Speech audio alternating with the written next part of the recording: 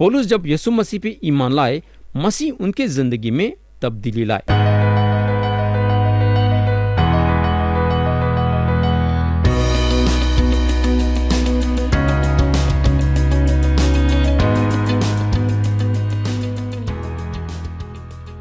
یسوع مسیح کے نام سے السلام علیکم پیارے بھائی اور بہن، لوگوں کو یاد ہوگا کہ گئے وقت ہم گلاطیوں کے نام پولس رسول کا خط باب 1 اور اس کی آیت 10 پہ غور کرنا شروع کرے تھے، اور ہم آیت 17 تک غور کرے تھے۔ تو ہم نئے حصے پہ آئیں گے اور پڑھیں گے گلاطیوں کے نام پولس رسول کا خط باب 1 اور اس کی آیت 18۔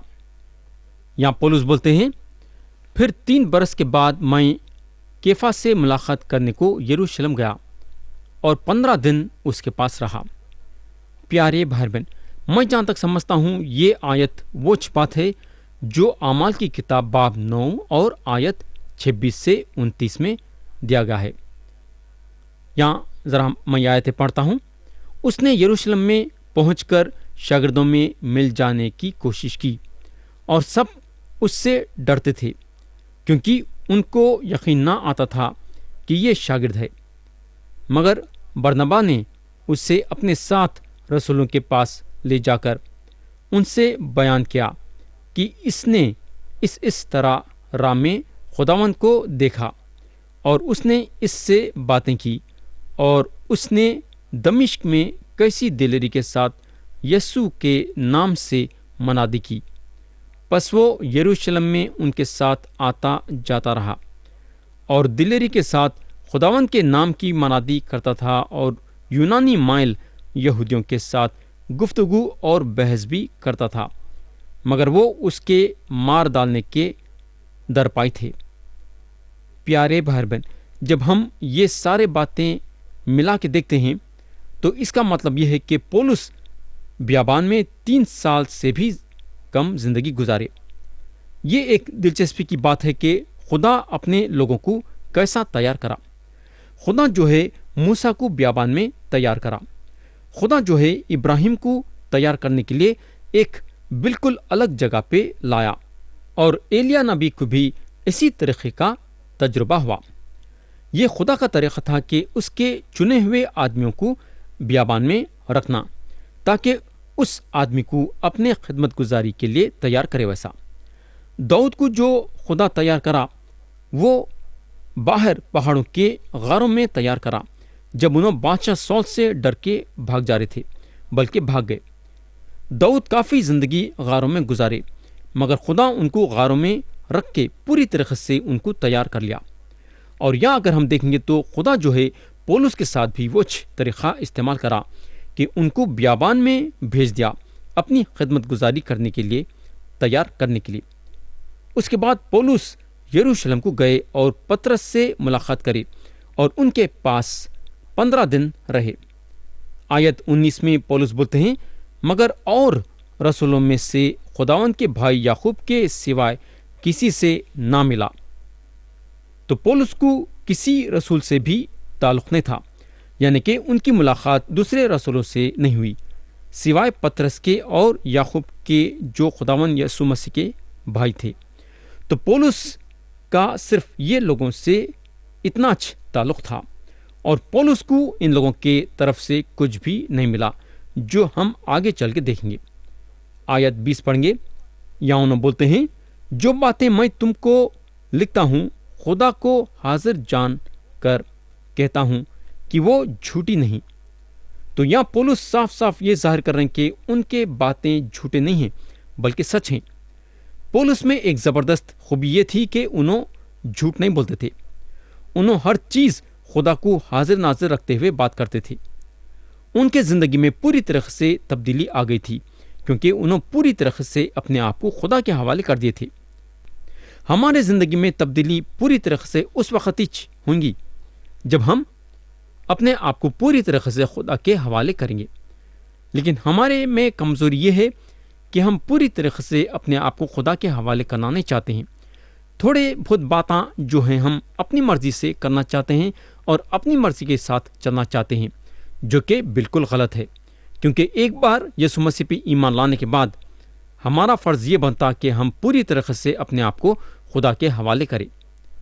آیت 21 سے 24 پڑھیں گے۔ یہاں پولس بولتے ہیں، اس کے بعد میں سوریا اور کلیکیا کے علاقوں میں آیا، اور یہودیوں کی کلیسیاں جو مسیح میں تھیں میری صورت سے تو واقف نہ تھی، مگر صرف یہ سنا کرتی تھی کہ جو ہم کو پہلے ستاتا تھا وہ اب اسی دن کی خوشخبری دیتا ہے جسے پہلے تباہ کرتا تھا، اور وہ میرے باعث خدا کی بڑائی کرتی تھی۔ پیارے بھائی بہن، پولس کو قبول کرنے کے لیے جو ایمان رکھنے والے یروشلم میں تھے اپنا دل سخت کر لیے تھے، یعنی کہ یروشلم کے ایمان رکھنے والے پولس کو قبول کرنا نہیں چاہتے تھے۔ برنابا کے مدد کے بغیر پولس کو کافی زیادہ ٹھہرے رہنا پڑتا تھا جب تک کہ یروشلم کے ایمان رکھنے والے ان کو قبول نہیں کر لیتے۔ ان لوگ یہ یقین کرنا نہیں چاہتے تھے کہ پولس جیسا آدمی جو کلیسیا کو تنگ کرا بدل سکتا ہے اور یسوع مسیح پہ ایمان لا سکتا ہے۔ ان کو جو ہے پولس کے بارے میں یقین نہیں تھا، کیونکہ پولس جو ہیں ایک خطرناک انسان تھے اور حد سے زیادہ کلیسیا کو ستائے تھے۔ یہ بات یقین کرنا تھوڑی دیر کے لیے ان کے لیے ناممکن کی بات تھی۔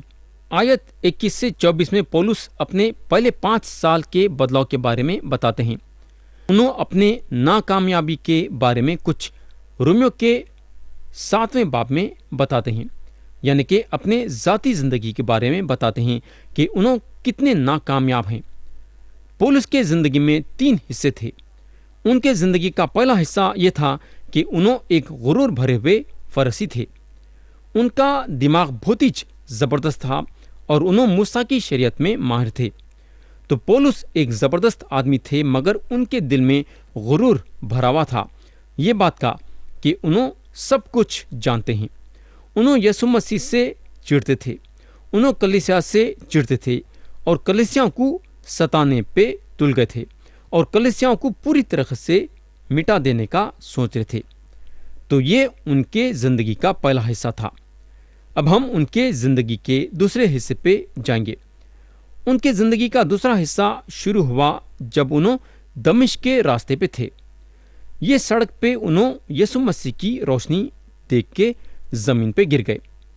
تو یہ زبردست غرور سے بھرے ہوئے فرسی جن کا نام پولس تھا، ان کو پتا چلا کہ انہوں یسوع مسیح کو نہیں جانتے ہیں اور جن کو جاننے سے ان کو ہمیشہ کی زندگی ہے۔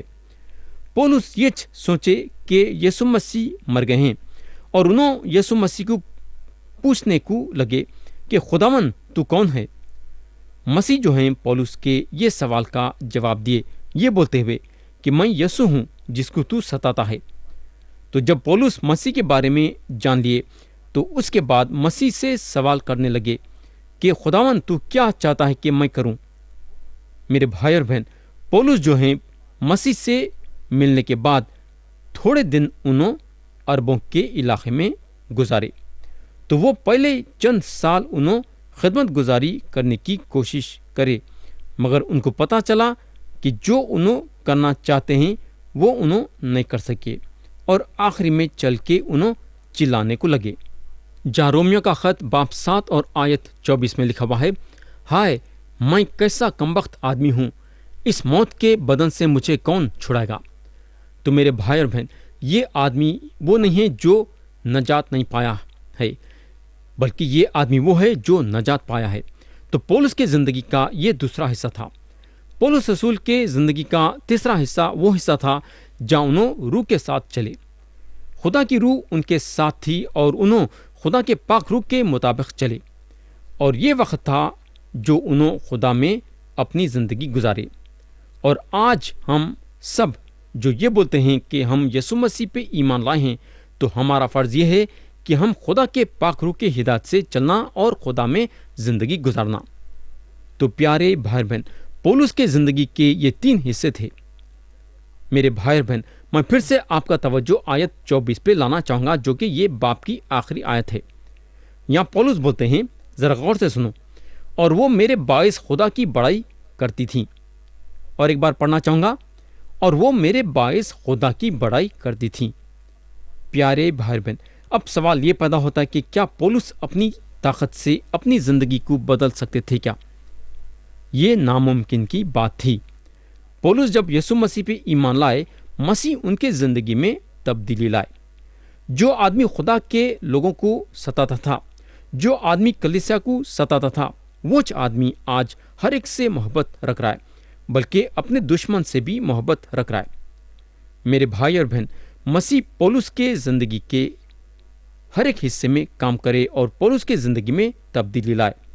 और क्योंकि मसीह पौलुस के ज़िंदगी में तब्दीली लाए, तो पौलुस की तारीफ और हम्दो सना नहीं हुई, बल्कि खुदा की तारीफ और हम्दो सना हुई। मगर अब सवाल ये पैदा होता है कि पौलुस की हम्दो सना क्यों नहीं हुई और खुदा की हम्दो सना क्यों हुई? मेरे भाई और बहन, ये इसलिए कि लोग ये बात जाने कि पौलुस के ज़िंदगी में अगर तब्दीली आई है बोले तो पौलुस एक नेक इंसान बने हुए हैं, बोले तो सिर्फ खुदा के ताकत से हुआ है। ये लोग जाने कि उनके ज़िंदगी में काम करने वाला खुदा था। तो पौलुस जैसा खतरनाक इंसान को यीशु मसीह बदल दिए और उनको एक मोहब्बत भरा इंसान बना दिए। तो प्यारे भाई बहन, हम रोज़ खुदा से दुआ करना कि खुदावन मेरे ज़िंदगी को बदल दे और मेरे ज़िंदगी में तब्दीली ला, ताकि लोग मेरे को देख के खुदा की बड़ाई करें।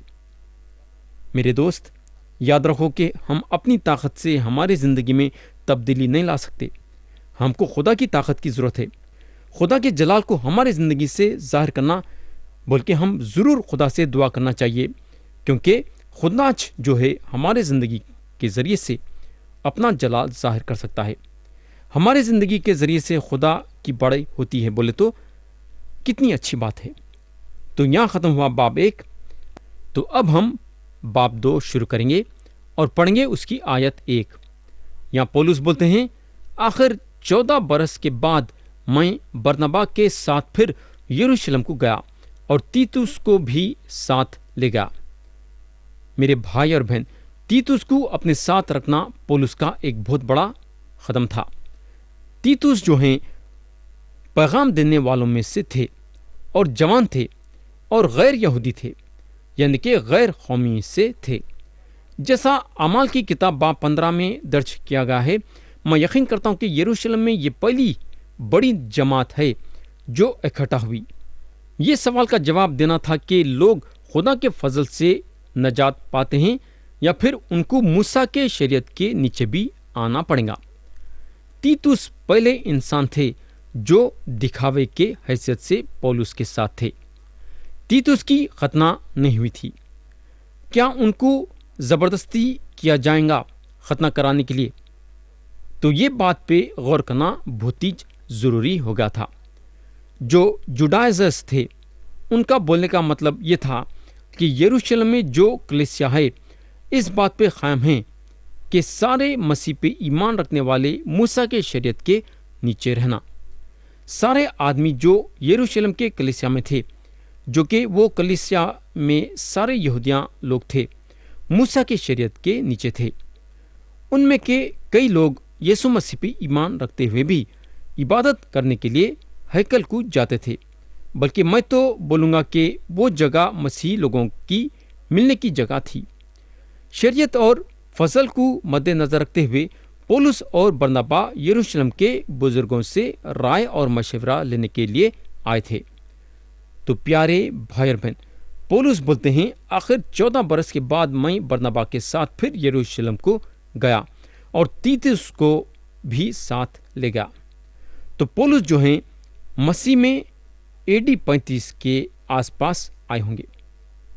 14 बरस के बारे में उन्होंने जो बताते हैं वो उन्होंने मसीहत में आने के बाद का हिसाब करते हैं।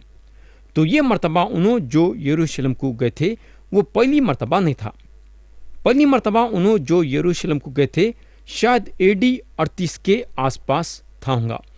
और एक चीज़ यहाँ जो गौर करने की है बोले तो वो ये है कि बरनबा और तीतुस जो हैं पौलुस के बहुत ही करीब दोस्त थे। बरनबा और पौलुस यीशु मसीह के मनादी के पहले सफ़र में गलीतियों में एक साथ मिलके आए। पौलुस तीतुस को एक ज़ाती खत लिखे। तीतुस एक वफादार आदमी थे और कलीसिया के पादरी थे। और एक बात यहाँ जो गौर करने की है बोले तो वो ये है कि पौलुस जो हैं यीशु मसीह पे ईमान लाने के बाद कई साल खिदमत गुजारी करने की तैयारी कर रहे थे। وہ خدمت گزاری کی تیاری جو ان کو خدا کی طرف سے دی گئی تھی۔ یہ تیاری میں جو ہے وقت بھی شامل تھا جہاں انہوں خدا کے ساتھ اکیلے میں گزارے، خدا کا کلام پڑھتے ہوئے، خدا کی عبادت کرتے ہوئے اور خدا سے دعا کرتے ہوئے، اور اس دوران مسیحی لوگوں سے بھی ملاقات کرتے تھے اور ان لوگوں سے بات چیت کرتے تھے۔ اگر آج ہم دیکھیں گے تو لوگ جو یسوع مسیح پہ ایمان لائے ہیں ایک دم سے جو ہے خدمت گزاری کرنے کی کوشش کرتے۔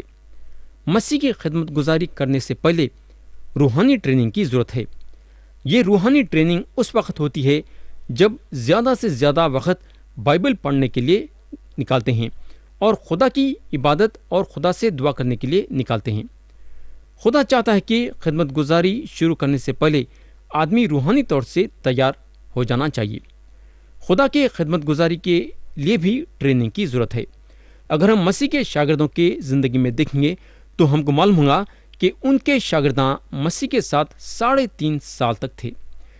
آخر 3.5 سال ان کے شاگرد کیا کرے؟ میرے بھائی اور بہن، وہ 3.5 سال ان لگا خدمت گزاری کرنے کے لیے مسیح کے پاس سے ٹریننگ لیے۔ 3.5 سال مسیح ان کے شاگردوں کو سکھائے، سمجھائے اور خدا کے کلام میں تعلیم دیے اور بتائے کہ خدمت گزاری کیسا کرنا چاہیے۔ تو میرے بھائی اور بہن، خدمت گزاری کے میدان میں اترنے سے پہلے ٹریننگ کی ضرورت ہے۔ تو یہاں میں کلام کو ختم کرنا چاہوں گا یہ دعا کے ساتھ کہ خدا ہم سب کو آج کے کلام کے ذریعے سے برکت دے۔